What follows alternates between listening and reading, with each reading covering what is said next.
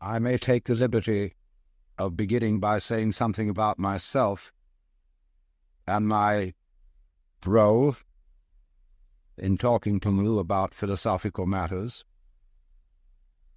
because I want it to be understood perfectly clearly that I am not a guru. In other words, I talk about what we call these things, and that comprises a multitude of interests concerning Oriental philosophy, psychotherapy, religion, mysticism, etc. I talk about these things because I'm interested in them and because I enjoy talking about them. And every sensible person makes his living by doing what he enjoys doing. And that explains me. Now, in saying, therefore, that I am not a guru, that means also that I'm not trying to help you or improve you. I accept you as you are. I am not out, therefore, to save the world. Of course, when a stream, a bubbling spring, flows out from the mountains, it's doing its thing. And if a thirsty traveler helps himself, well, that's fine. When a bird sings, it doesn't sing for the advancement of music. But if somebody stops to listen and is delighted, that's fine. And so I talk in the same spirit. I don't have a group of followers. I'm not trying to make disciples, because I work on the principle of a physician rather than a clergyman. A physician is always trying to get rid of his patients and send them away healthy to stand on their own feet, whereas a clergyman is trying to get them as members of a religious organization so that they will continue to pay their pledges, pay off the mortgage on an expensive building, and generally belong to the church, boost its membership, and thereby prove by sheer weight of numbers the veracity of its tenets. And my objective is really to get rid of you, so that you won't need me or any other teacher. I'm afraid some of my colleagues would not approve of that attitude, because it is widely believed and said that in order to advance in the spiritual life, whatever that is, it is essential that you have a guru, and that you accord to that guru perfect obedience. And so I'm often asked the question, is it really necessary to have a guru? I can answer that only by saying, yes, it is necessary if you think so. In the same spirit as it is said that anybody who goes to a psychiatrist ought to have his head examined. Of course, there is more in that saying than meets the ear, because if you really are sincerely concerned with yourself and are in such confusion that you feel you have to go to a psychiatrist to talk over your state, then of course you need to go. Likewise, if you are in need of someone to tell you what to do to practice meditation or to attain a state of liberation, nirvana, moksha, or whatever it may be called, and you feel that necessity very strongly, then you must do it, because, as the poet William Blake said, the fool who persists in his folly will become wise. However, I do want to point this out. What is the source of a guru's authority? He can tell you that he can speak from experience, that he has experienced states of consciousness which have made him profoundly blissful, or understanding, or compassionate, or whatever it may be. And you have his word for it. And you have the word of other people who likewise agree with him. But each one of them, and you in turn, agree with him out of your own opinion and by your own judgment. And so it is you that are the source of the teacher's authority. And that is true whether he speaks as an individual or whether he speaks as the representative of a tradition or a church. You may say that you take the Bible as your authority, or the Roman Catholic Church. And the Roman Catholic following very often says that the individual mystical experience is not to be trusted because of its liability to be interpreted in a whimsical and purely personal way, and that it has to be guarded against excesses by the substantial and objective traditions of the Church. But those traditions are held to be substantial and objective only because those who follow believe it to be so. They say so. And if you follow it, you say so. So the question comes back to you. Why do you believe? Why do you form this opinion? Upon what basis does all this rest? Well, of course, almost everybody is looking for help. Cuộc đời sao lắm phong ba, chữ duyên lần đận ép ai nơi đây tình người nghe mãi xa xôi. There is this feeling of a certain helplessness, of being alone and somewhat confused in an unpredictable, wayward, external world of happiness. And this world of happiness includes an enormous amount of suffering, tragedy. We wonder why we're here, để how cho we số got here, phận tự and in tìm short, lấy what to nhau. do about the capital Mình P chẳng problem of thích capital đi L theo life. xu thế, nhưng tại sao vẫn đến đây? Chắc là mình đẹp thế này. Mọi người cứ nghĩ mình đây có buồn, tôi mặc kệ. Đời số mình đây, sống ép ấy, mình cũng thấy cũng vui. Khỏi cần em phải những mùi isolated consciousness in the midst of ghen this hơn enormous cay and wayward đắng. not self. We can, of course, try to beat the game on a material basis by becoming very wealthy or very powerful. We may resort to all kinds of technology to get rid of our suffering, Khi đi hunger, pain, lúc sickness, and so đến on. như trời trốn But it tìm, will be noticed that as we succeed in these enterprises, tôi we're not đành mặc satisfied. kệ con tim In other words, để if cho you số feel at this moment phận tự that an tìm lấy increase in nhau. income would solve your Mình problems, chẳng thích and you've đi got theo the xu increase, thế, this would nhưng give you a tại pleasant sao feeling vẫn for a few đến đây?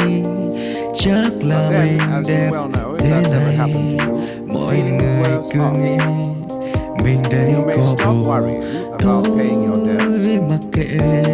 and start Đời worrying số about whether you will get sick. mình đây, There is sống ép always ấy, something to worry about. mình cũng thấy If you're very rich indeed, cũng you've still got vui. Gọi cần anxiety about em sickness and phải death, những mùi but also anxieties about revolution and about ghen whether hơn the cay Internal Revenue đắng. Service will take it all away from you or catch you for cheating on your taxes or put you in prison for no good reason. Now, there is always this worry. And so you realize that the problem of life does not really consist in your external circumstances, because you worry whatever they are. The problem consists rather in what you call your mind. Could you, by some method, control your mind so that you won't worry? And how on earth would you do that? Well, there are those people who tell you that the best answer is to think positive thoughts, to be peaceful, to breathe slowly and hum gently, and get yourself into a peaceful state of mind by repeating affirmations such as all is light, all is God, all is good, or whatever it may be. But unfortunately, it doesn't always work, because you have a nagging suspicion in the back of your mind that you're simply hypnotizing yourself and whistling in the dark.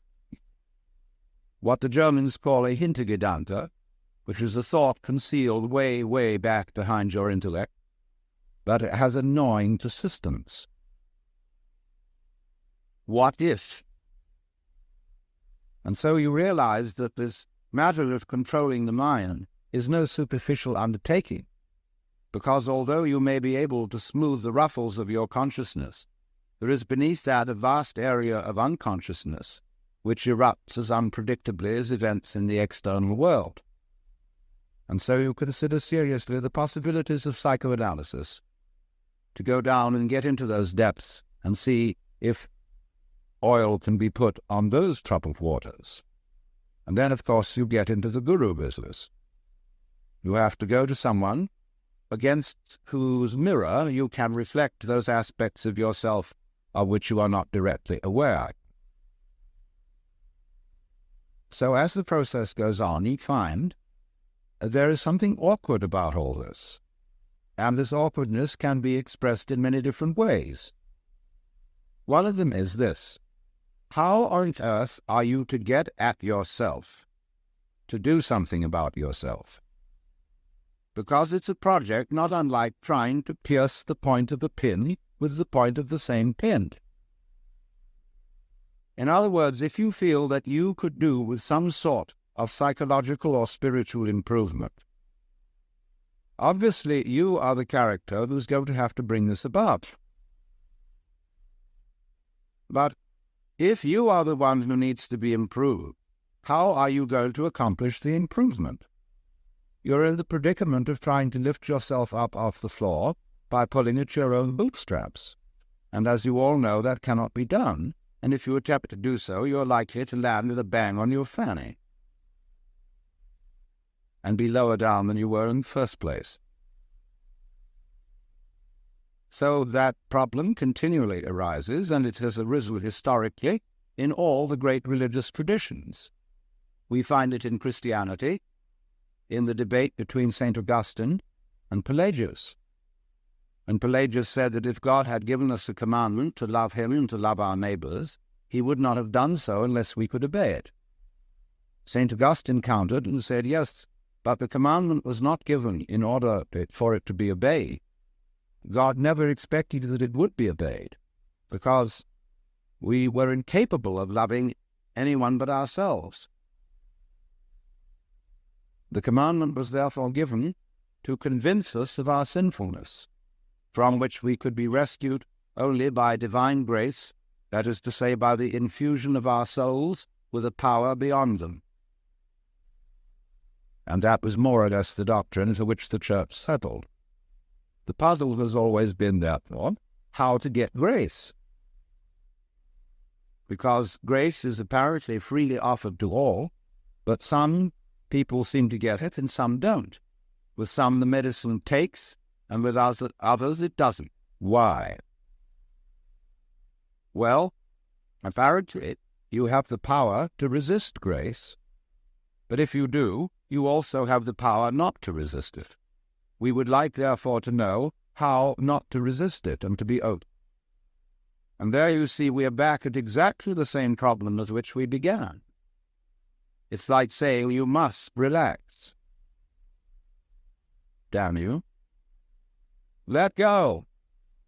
Give in. And I know I ought to give in. I know I ought to let go and abandon my will to the divine will. But as St. Paul put it so well, to will is present with me. But how to do that which is good, I find not. For the good that I would, I do not, and the evil that I would not, that I do. In other words, we all come down to a basis in ourselves, which we will call, so first of all, since we are in a Jewish temple, the Yetzer Hara, or the wayward spirit which God is supposed to have put into the soul of Adam, or in my translation, our element of irreducible rascality, where we are all basically scamps. And if you haven't found that, you're very unconscious. I know all sorts of people who are full of outward love, but of course it always turns up that they need money. And when it comes to money, the virtue flies out of the window. So we do have that element in ourselves. We know it very well. And the question is, therefore, once again, how can it be transformed? But if the transformer is the one who is afflicted, who transforms the transformer? It's the old problem of who guards the guard, who polices the policeman, who governs the government. And it seems perfectly insoluble for that reason alone that it is a vicious circle. There's a great deal of talk about two selves, the lower self or ego, the higher self called the spirit or the Atman, and the duty of the Atman seems to be to transform the wretched little ego. Well, sometimes it does, but a lot of times it doesn't. So we ask, why doesn't so-and-so's Atman succeed in getting through? Is his ego too strong? If so, who will weaken it? Is his Atman too weak? And if so, why? For surely aren't all Atmans the same? The puzzle remains. So let's take a look at what we're trying to accomplish. We're trying to get better. We are out after that type of experience which we will call the positive, the good, the light, the living, and to get away from the negative, the evil, the dark, and the dead. Unfortunately, however, human experience, human consciousness, knows by contrast. We are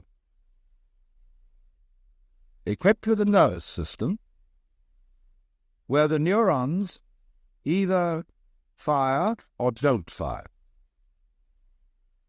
All that we are aware of is made up of an extremely complicated arrangement of yes and no. And by recording on magnetic tape impulses, there are areas where there is a pulse and there are areas where there is not a pulse. And by so doing, we can tape almost any form of human experience. In other words, we can put colored television on a tape so that it is all reduced to a matter of yes and no. And you will understand, of course, that that is the philosophy of the Chinese Book of Changes, the I Ching, which represents all the situations of life in terms of combinations of the yang, or positive principle, and the yin, or the negative principle. Interestingly enough, a Latin translation of the I Ching was read by the philosopher Leibniz. And from this he invented binary arithmetic, wherein all numbers can be represented by 0 and 1. And that is the number system used by the digital computer,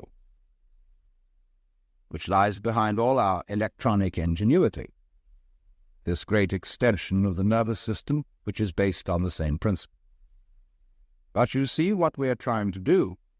We are trying to have yang without yin. We are trying to arrange a life game in which there is winning without losing. Now, how can you arrange such a state of affairs? A game in which everybody wins would end up, as W.S. Gilbert put it, when everybody's somebody, then no one's anybody. If we're all equally happy, it is impossible to know that we're happy, because a certain flatness comes over everything. If we lifted up all value Em sinh như and một lowered bông all hoa mountains. ngát hương lan tỏa We should thiết have the tha sort of thing they're attempting to do with bulldozers in the Hollywood dù Hills, xa tình anh the vẫn destruction đắm of the say ecology, như bên nhau mãi in vòng tay ghastly nồng fulfillment nàn of the biblical hoa prophecy. em dù úa Every hay mountain, ta every valley should be exalted, nụ hôn anh gửi and trên every làn mountain môi laid xinh low, and the rough yêu places em mãi made mãi plain. chung tình I'm sorry to say it hoa was vẫn quyện Isaiah đôi mình với from this nhau temple is dedicated làm cho trái tim đã who made that remark. đừng làm nỗi But the nhớ same nát Isaiah nhau also tâm can tình yêu something that không đợi these thời Christians gian do not often quote, yêu nhau which is có lúc this lệ following tràn sentence: đậm I am with all, and there is đừng none bao else. giờ nói chia I form the light and create the ly darkness. I make peace and I create evil. I, the Lord, do all these things. In spite of which, everybody is busy trying to be good, not realizing that we would not recognize saints unless they em were sinh như một sinners, bông hoa or ngát sages hương lan tỏa unless thiết they were fools. tha tháng ngày dù xa tình And anh there is vẫn no đắm way out say of như that bên dilemma. nhau mãi vòng tay nồng nàn That is why em dù úa hay ta Buddhism represents nụ hôn anh gửi trên làn môi xinh existence, yêu em mãi in mãi terms of the chung wheel, tình or hương hoa Pamachakra, vẫn quyện đôi the mình wheel với nhau of becoming, đừng birth làm and death. cho trái tim đã And on the top of that đừng làm wheel, nỗi nhớ nát there are nhau Deva tâm people, can tình whom we yêu would call không angels. đợi thời gian And at the bottom of the yêu wheel, nhau there are Naraka, có lúc lệ tràn or đậm tormented mi people, đừng bao purgatory. giờ nói chia ly And you go round and round. Now this way, now that way. It's really like a squirrel cage, where you're running and running and running to get to the top. And yet, you have to run faster and faster to stay where you are. em sinh như một bông hoa And that's why lan tỏa thiết tha there is always this sense of the more you succeed dù xa in any scale tình of anh vẫn either đắm worldly say như or bên nhau mãi spiritual vòng tay progress, nồng the nàn more you have the hoa haunting em feeling dù that you're still in the úa same hay place. tan nụ hôn anh gửi trên làn môi xinh yêu em So mãi you mãi think now chung there must be tình some way out of hương that. hoa vẫn quyện đôi mình với nhau Perhaps đừng làm there's cho something trái tim ambitious đã and proud and wrong đừng làm nỗi in nhớ nát aspiring nhau to tâm be can enlightened tình yêu không or đợi thời compassionate. gian Perhaps yêu there's nhau a có lúc great lệ dose of tràn spiritual đậm pride mi that đừng I, bao by giờ my nói efforts, chia would ly make myself into a Buddha or a saint. And therefore, perhaps the thing to do is to try to eliminate all desire. Not only the desire for worldly success, but likewise the desire for spiritual success. For the Buddha proposed that desire was the root of suffering, and therefore suggested to his hearers that if they eliminated desire or clinging, they might cease from suffering. But you must realize that the so-called teachings of the Buddha are not doctrines in the sense that the Jews and the Christians and the Muslims have doctrines. They are proposals. They are the opening steps in a dialogue. And if you go away and try not to desire in any way, you will very quickly discover that you are desiring not to desire it. And so we very rapidly come to a situation where you discover that with regard to your own transformation, everything you try to do about it doesn't work. It may have some sort of temporary success to make you feel better. But again and again you come back to the same old gnawing problem, and that is why people interested in spiritual things tend to move from one sect to another, from one teacher to another, always hoping that they will meet one who has the answer. Of course, then there are many teachers who say, indeed, there is nothing you can do. And yet, therefore, you have to practice non-doing, as the Taoists call it, wu wei, non-striving. But then you find in turn that it's extraordinarily difficult not to strive. It's like trying not to think of a green elephant. And immediately you think of it. And so you come to the dismal conclusion that you can neither achieve what you want to achieve, that is to say, liberation from the alternation of the opposites by striving, nor can you achieve it by not striving. And thereby you have learned that you cannot concentrate on purpose.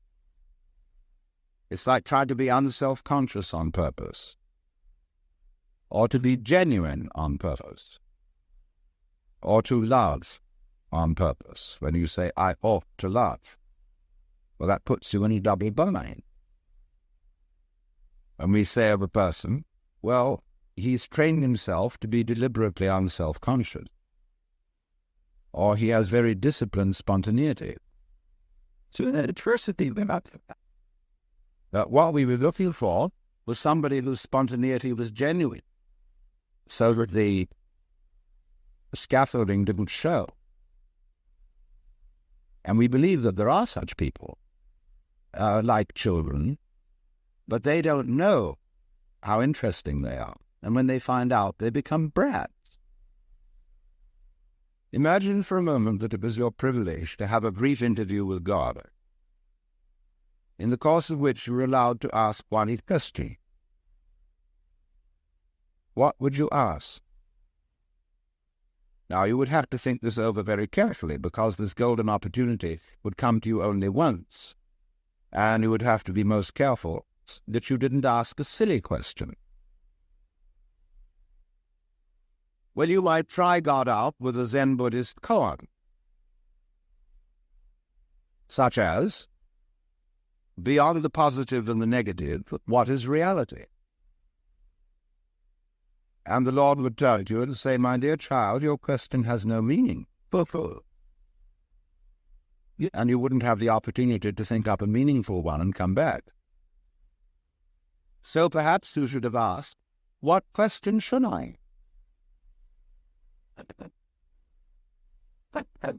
And the Lord would say to you, why do you want a question? See, it seems you do want one, don't you? Because you feel that something is wrong if you don't have a plea. Well, you've got one. That is the insoluble problem of trying to win without using. Now, as long as you can keep that problem, you'll be busy. Only, however, until you see that it can't be solved. But there are all sorts of ways of presenting that problem in such a way that you cannot see that it's meaningless. And the better gurus are very clever at bringing these ways out. You may see, for example, if you are invited to practice intense concentration, that after a while you find yourself thinking about concentrating, and therefore that your concentration is somewhat divided. Or he may ask you, why are you concentrating? What is your motivation for this activity? And you find out that it's your element of irreducible rascality. So, however, the teacher, once he's seen that we've mastered that lesson, has something still more ingenious. He says, now, you've actually made progress, because finding out that you could not really concentrate was valuable because it began to prick the illusion of your ego. But you've only got your foot in at the door. Beyond this are many, many higher things to be learned, and you must redouble your efforts. And so, of course, you apply yourself all the more, again and again, on all sorts of tricks that these old gentlemen can come out with. And you will keep at it just as long as he can make you fall for it. But in the end, you see that it was all tricked.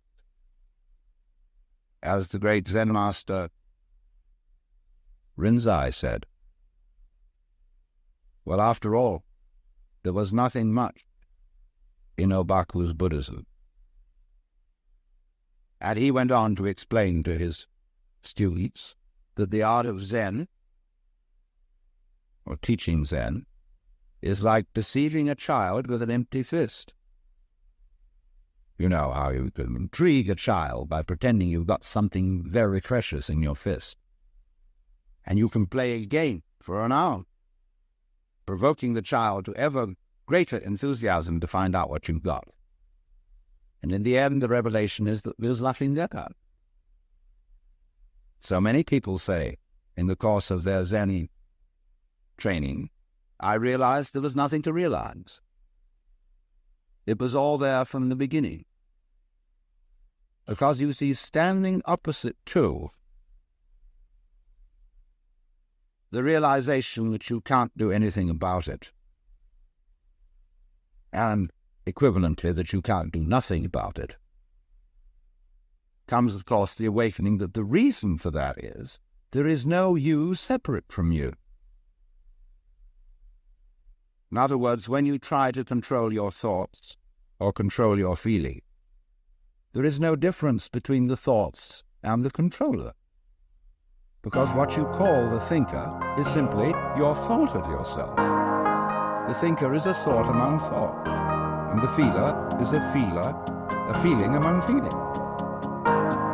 And trying to control thoughts with thoughts is like trying to bite your own Đêm buồn teeth. lặng lẽ một mình tôi, So you found that out. nhìn mưa rơi chợt thấy bồi Then the other hồi, side of the picture thao is called thức đợi chờ that if you do find người out, xưa you discover that the project đến. Có lẽ người ta was unnecessary chẳng đến because you rồi, were yourself a Buddha ngậm from the very beginning. ngùi nhìn cánh phượng vi That's what the Upanishads mean when they rơi, say quite simply, ve ngân Tattva dạ Masti. khúc thật bùi ngùi, hà chưa kịp đi thu vội tới. Từ As you nay ta đã mất nhau Now, how rồi, can you conceive duyên that? hai ta đã hết rồi. You let your imagination go and really think through what you would like to happen. Imagine the most gorgeous state of bliss that you can Đêm conceive, buồn lặng lẽ một mình tôi, where there are nhìn no mưa worries, rơi chợt no thấy anxiety, bồi hồi, thao no thức haunting future with đợi chờ unpleasant consequences. người You're xưa in control of the whole world. đến. Có lẽ người sitting on your ta perfectly content. chẳng đến rồi, ngậm ngùi nhìn cánh And I ask you seriously, phượng vi is that really what you rơi, want? You quite sure? ve ngân That's what dạ you khúc thật bùi ngùi, Imagine now, hà get the chưa kịp situation đi straight. You've got thu everything vội you tới. want. You're in the Từ highest đây possible spiritual ta state that you đã can mất conceive. nhau rồi, duyên yet- hai ta đã hết rồi. I haven't really surrendered myself because I know it all.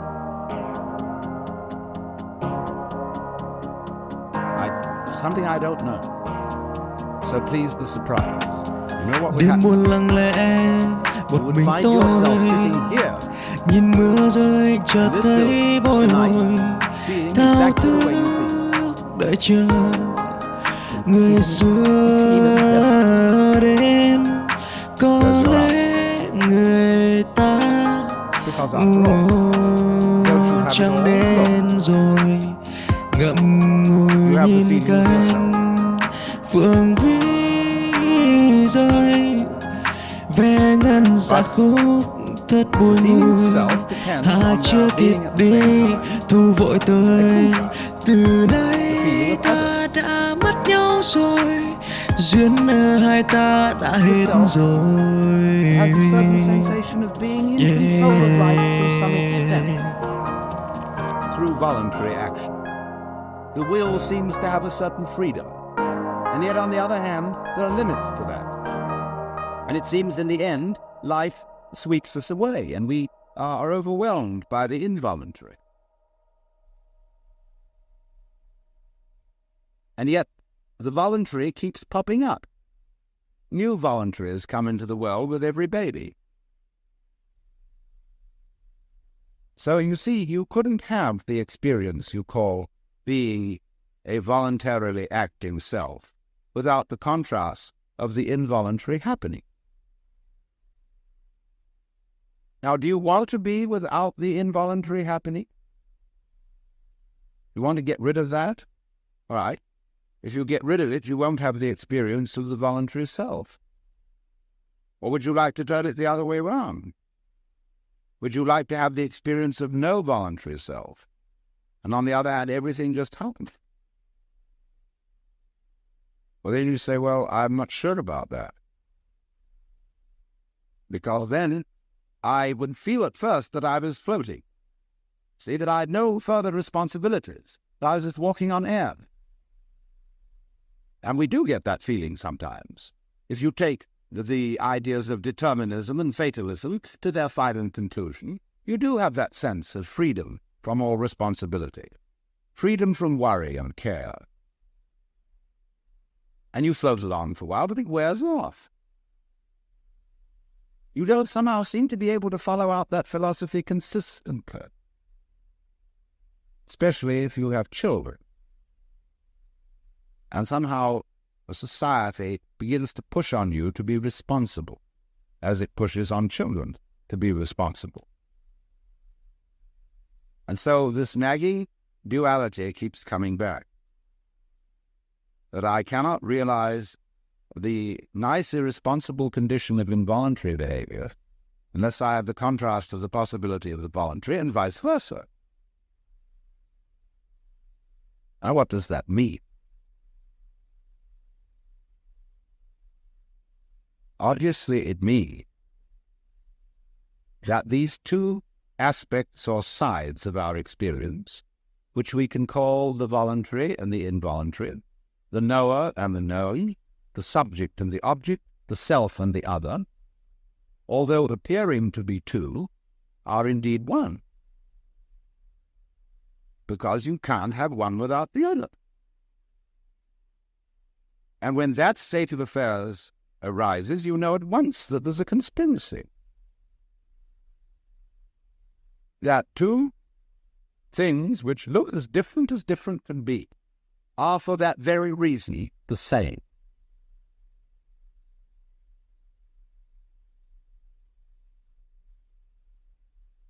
Now, you can detect even under those actions of yours which you call voluntary, the voluntary movement of the muscles or of the mind, that there are processes which are not voluntary. You do not will your blood to circulate. You do not control by intention the synapses in your nervous system, and yet you would be incapable of any voluntary action unless those involuntary processes were going on.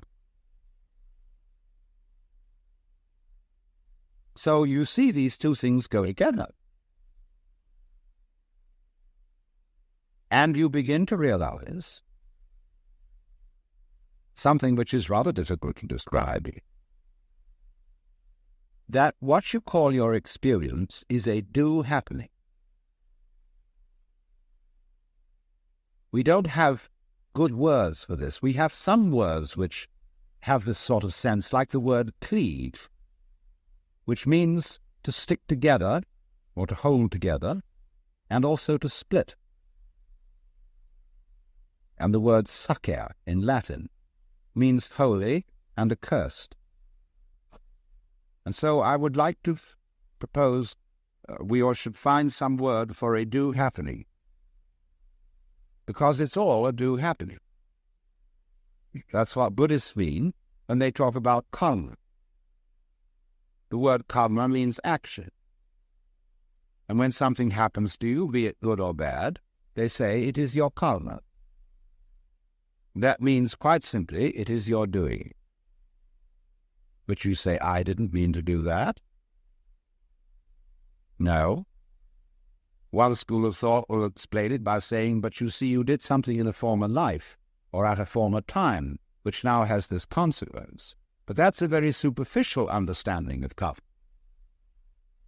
You don't need to believe in reincarnation to understand karma.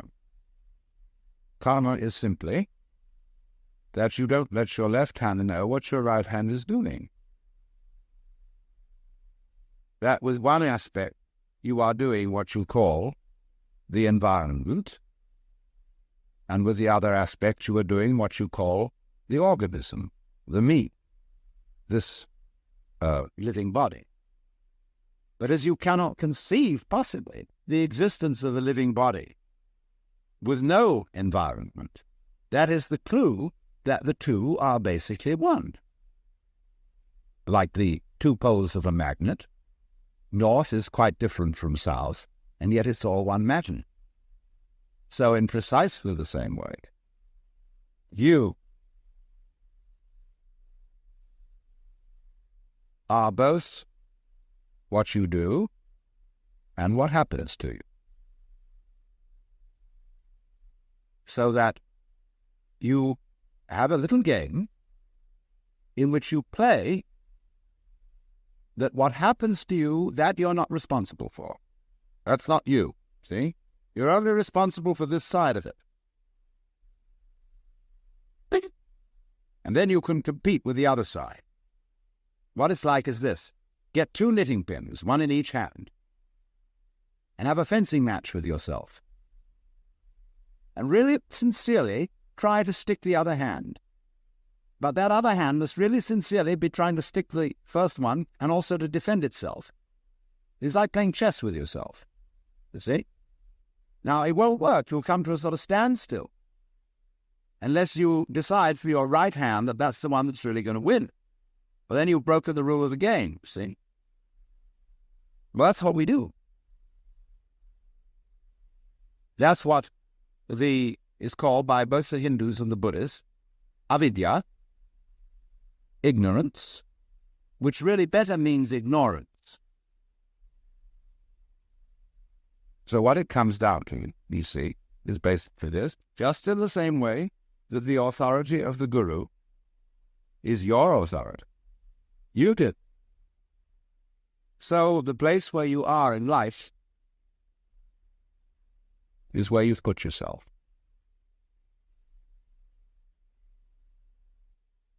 And just as on the surface of a sphere, every point may be regarded as the center of the surface, so every place may be regarded as the true place. And everyone's in his true place.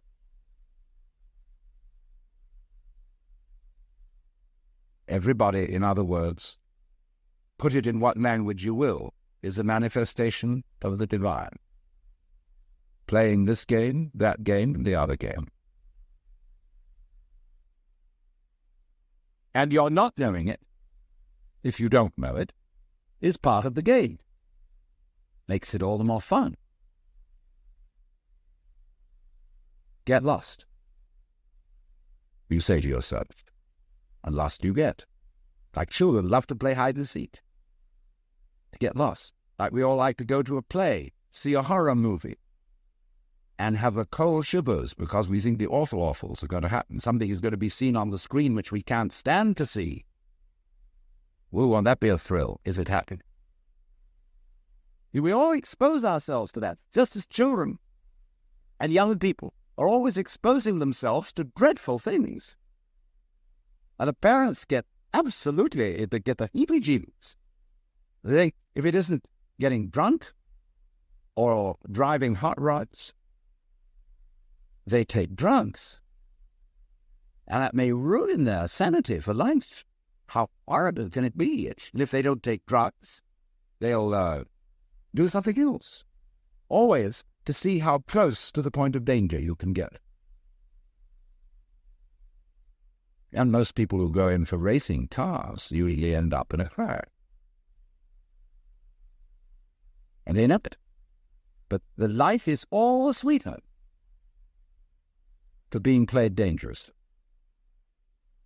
So I would say to those among you who are the most deadheads, in the sense of unspiritual and square, if there are any here, real stuffy people, congratulations.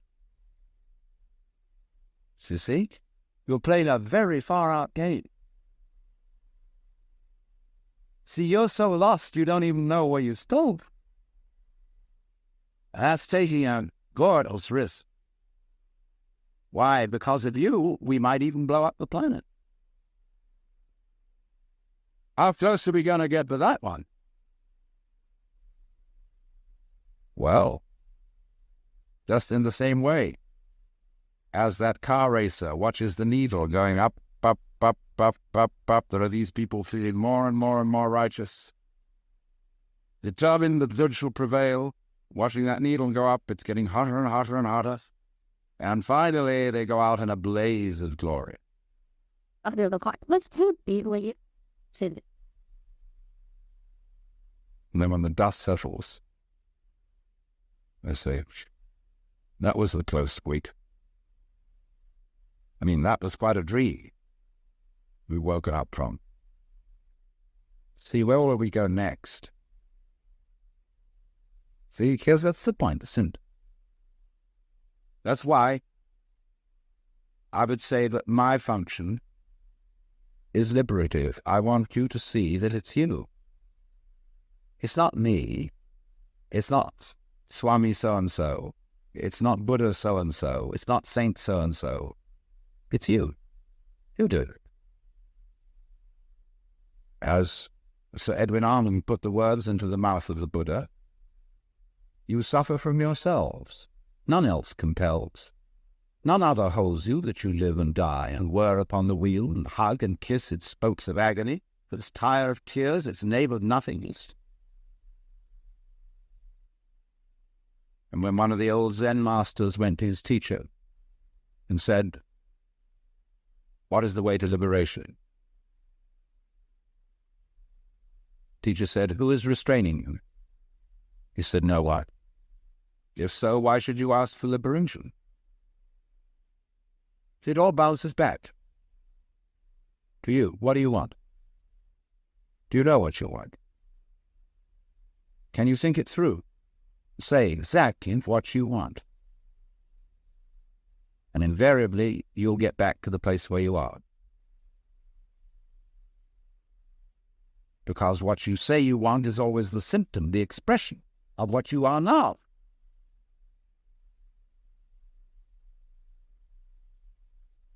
If then that is the case,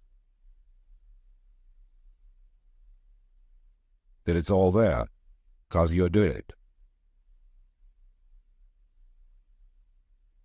Why meditate? Why do anything of a so-called spiritual nature? People don't understand really what meditation is.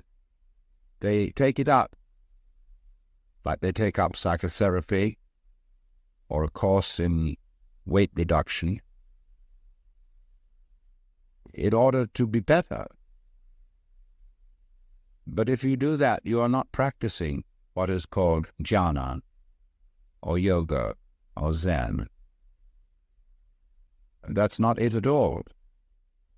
Meditation is the one human activity which has no purpose.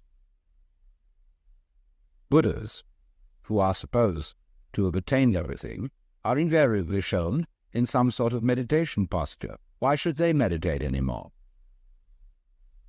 Because that just happens to be the way that a Buddha sits when he sits. When he sits, he sits. When he walks, he walks. He's not going anywhere. He's just going for a walk. Because he digs. See, to dig, the very word means not merely to appreciate, but to penetrate. To go to the heart of the matter and to penetrate the moment. To get right to the root of the moment is nowhere else than the center of you, where you are, is where you start this whole thing. So to get with yourself is to get at the moment where you begin all this questioning. Where does the question come from? Where does the desire spring from? Well, that's you, and that you is the point from which the whole universe is created, flowing back into the past like the wake of a ship. Wake doesn't drive the ship, the ship that makes the wind. So here you are, producing it. A meditation is just sitting and watching it happen. And it's not done because it's good for you. It's done for fun. I might even say meditation is a fun thing. And if it isn't, you're not meditating. There's an awful game that meditators play, which is competitive suffering.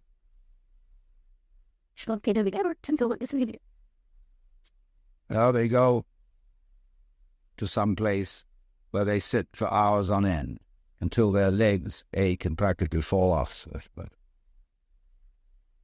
And then come back and brag about they sat through all those hours of leg ache. Now, it's very difficult to put down people who are suffering, because after all, one has a natural sympathy for pain. But I sometimes want to say, for goodness sake, don't throw your suffering at me in that way and in that spirit. Don't brag about it. Don't one-up me by saying, well, I've suffered more than you had. People do things like that. They say, well, I'm more aware of my shortcomings than you are. I'm more tolerant than you are.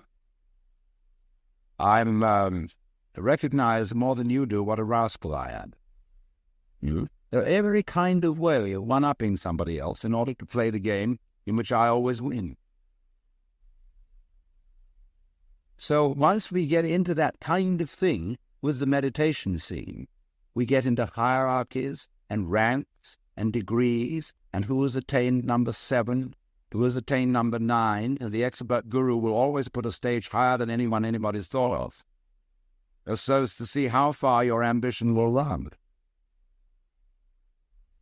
And so this goes on endlessly, until you suddenly wake up and begin real meditation by realizing that you were there, that you do really meditate all the time by virtue of existing all the time.